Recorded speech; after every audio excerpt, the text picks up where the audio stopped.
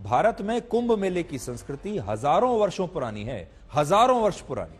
और इसका उल्लेख मौर्य और गुप्त काल के दौरान 4वीं शताब्दी ईसा पूर्व से 6वीं शताब्दी के बीच कई स्थानों पर मिलता है। मौर्य काल के समय 2327 वर्ष पहले जब यूनान के एक यात्री भारत आए, तब उन्होंने गंगा किनारे लगने वाले एक ऐसे ही मेले का वर्णन किया था और उस यात्री का नाम था मेगास्थनीस। चीन के मशहूर यात्री हुएनसांग ने भी 7वीं शताब्दी के अपने अनुभवों में कुंभ का उल्लेख किया था और यह लिखा कि प्रयाग में एक सिक्का दान करना 1000 सिक्के दान करने के बराबर है। और उन्होंने प्रयाग को हिंदुओं का सबसे पवित्र स्थल बताया था और कहा था कि जिसने यहां स्नान कर लिया उसके सारे पाप धुल जाएंगे। लेकिन दुख की बात यह है कि आज हमारे देश में महाकुंभ को सिर्फ राजनीति के और सिर्फ एक धर्म के चश्मे से देखा जा रहा है और कुछ लोग इसे पैसे की बर्बादी बता रहे हैं, कुछ लोग इसे पुराने जमाने की बातें बता रहे हैं, कुछ लोग कह रहे हैं यह अंधविश्वास है और यह भी कह रहे हैं कि मुस्लिम व्यापारियों के इसमें प्रवेश पर प्रतिबंध नहीं लगना चाहिए।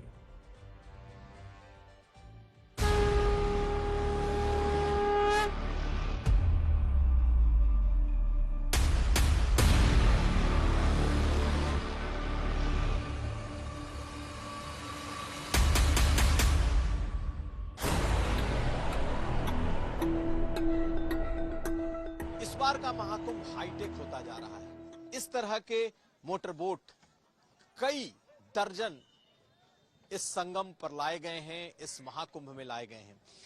आधुनिक टेक्नोलॉजी से बने इस तरह के बोट इस बार श्रद्धालुओं और सैलानियों के साथ साथ वीवीआईपी के लिए भी होंगे। इसके अलग अलग फीचर्स भी हैं, बिल्कुल यूं लगेगा मानो किसी वाटर स्पोर्ट्स का आप आनंद ले रहे हो। तो ऐसी नावें लोगों के लिए सुविधाजनक होंगी, ज्यादा सुरक्षित हैं और इस तरह के नावों को, इस तरह के मोटरबोट को इस बार खास तौर पर इस महाकुंभ के लिए लाया गया है। देश और दुनिया से ऐसे ऐसे साधु, ऐसे ऐसे योगी, हठयोगी आपको दिखाई देंगे जो यूं तो आपको नहीं मिलेंगे, लेकिन यही एक महाकुंभ है जहां पर सब आते हैं। इस वक्त हमारे साथ मौजूद हैं गंगापुरी। उम्र में 32 साल से ज्यादा उम्र रही होगी। कितनी उम्र है महाराज जी आपकी? 57। और आपके बारे में बड़ी चर्चा है कि आप आए तो हैं महास्नान में, महाकुंभ में, लेकिन आप स्नान में नहीं है ना। हम स्नान में नहीं आई। हाँ। हम गुरुजी से मिलने आई है। दादा गुरु जैसा लोगों के साथ मिलने आई है। हाँ। क्योंकि हमको सीखना है। हम उनकी बच्चा हूँ ना, इसलिए उनके पास सीखने आई हो और भगत लोग तुम लोग जैसी आई हो और भी पसंद हो गए। क्योंकि तुम जैसा हमको देखने के लिए आई हो, हम ऐसे तुम लोगों को देखने के लिए आई। इस वक्त हमारे साथ आवाहन अखाड़े के जो सचिव हैं, सेक्रेटरी, उनका आप हठयोग देखिए। सालों से सर पर तकरीबन 45 किलो का, इनफैक्ट ये जो रुद्राक्ष है इनके सर पर है। 24 घंटे में लगभग 12 घंटे तक इनके सर पर यूं ही ये 45 किलो का वजन रहता है। ये एक हठयोग है। महाराज जी, ये हठयोग है? जी, हठयोग। देखो, साधु बने हैं हम तपस्या करने के लिए।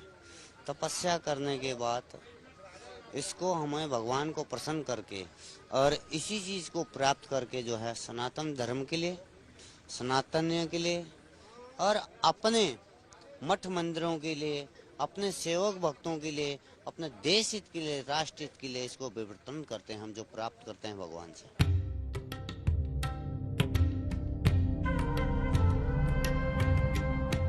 हम आपको दिखाने जा रहे हैं एक ऐसे साधु से जो लगातार खड़े हैं, खड़े साधु।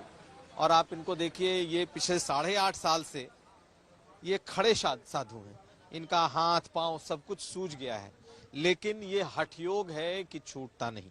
और ये हठयोग चुनते हैं साधु, भगवान को पाने का भी एक रास्ता है। आपने अपने पूरे शरीर को एक तरीके से खत्म कर लिया है, गला दिया है। ये हठयोग है, क्यों है? ये तपस्या है। हट जो कैसे तपस्या करो, तपस्या करना है। तपस्या क्यों करना है? हैं? तपस्या क्यों करना जल कल्याण के लिए है। है?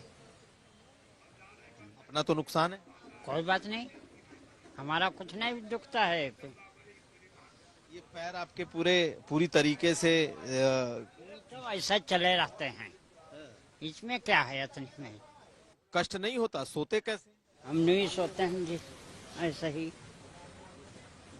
अच्छा, ऐसे ही सो जाएंगे, पैर नहीं उठाना है जमीन से। जमीन से पैर नहीं उठाना है। हाँ। तो आप देखिए सनातन धर्म की कितनी बड़ी शक्ति है जो अभी आपने स्क्रीन पर देखी।